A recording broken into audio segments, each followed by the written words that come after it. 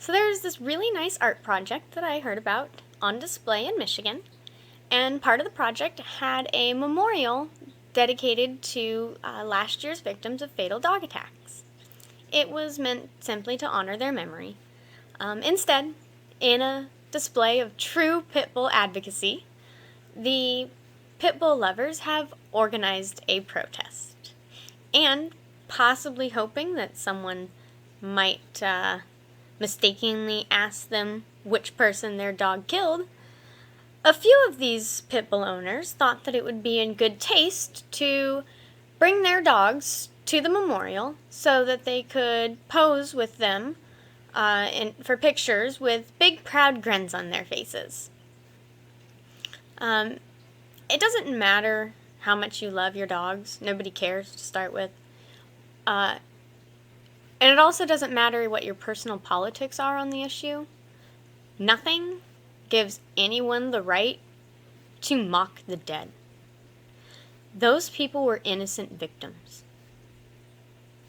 They did not deserve what happened to them. They did not ask for what happened to them. And they did not ever want to get hung up in your pit bull politics and have their deaths mocked or treated as though they aren't good enough because they were killed by your beloved pets, and heaven forbid anybody ever say anything bad about a pit bull.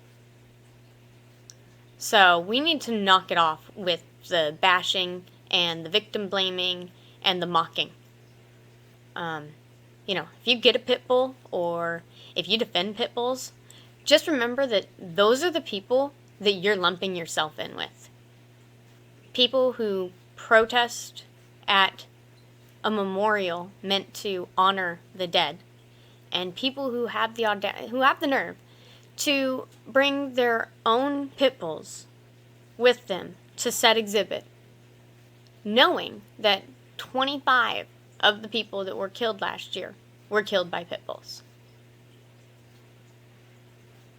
It's as disgraceful as the people who think that just because they disagree with the war, that gives them the right to go protest at a soldier's funeral. Your politics don't give you the right to disgrace and dishonor other people. But this does bring up a very interesting aspect of pit bull advocacy. An aspect that they try to hide under the rug, and an aspect that a lot of people don't talk about. That is how much they mock, bully, and blame people who try to stand up and say something. If you have the misfortune of being attacked by a pit bull, or if you have a loved one that is attacked by a pit bull and you choose to speak up about the breed, you can expect to be harassed. You can expect to have people say really awful, heartless things to you, even make death threats. You can even possibly expect to be stalked.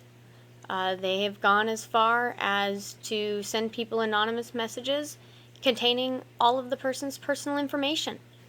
They have hacked people's things online. People have found strange things outside of their doors, all because they speak up about the breed. What is wrong with someone that they are so passionate about their stance on a dog that they will seek out other people and terrorize them? Don't they have anything better to do? I mean, who does something like that? I don't even know what to compare it to because I've never seen behavior like this before. I've never seen people single somebody out, create entire Facebook pages devoted to, talking crap about that person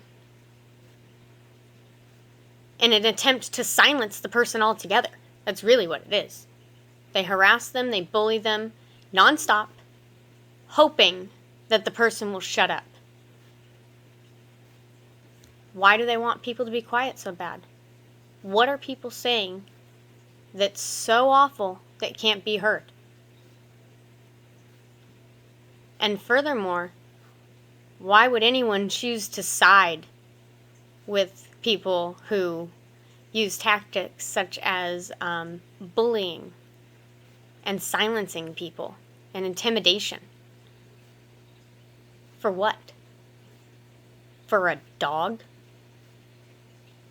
Last I checked, Labradors attack sometimes.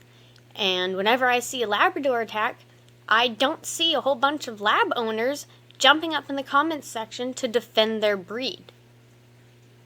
Or to blame the victim. And to ask, well, what did the victim do? Or what did the owner do to the dog? How was it raised? Was it socialized? Is it a resident dog? Or was it actually a pet? They have all these stupid questions. Never is the question, is the victim okay? Heaven forbid somebody be unlucky enough to get attacked by a pit bull, because they can expect to receive absolutely no sympathy. On the contrary, they will be thrown under the bus. And if the victim can't be blamed, well, then we'll blame the owner. Somebody must have abused the dog. Someone must have done something wrong.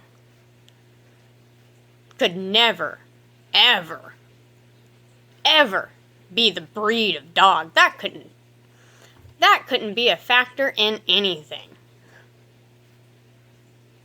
Gosh, 80% of the damage last year? No, there's no pattern there. One breed, 80%. No patterns, not at all. I ask a pit bull owner. What pattern? What is wrong with these people? And like I said, if you side with them, or if you jump on the bandwagon with their arguments and believe them and support them, what is wrong with you? Why would you want to associate yourself with those people?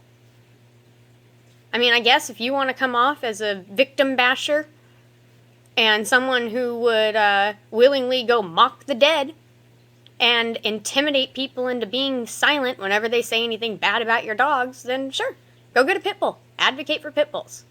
But if you, want to come off like a human being who, has empathy and cares about your fellow human beings, then I would highly recommend choosing a different, better breed for your family pet and avoiding the pit bull at all costs.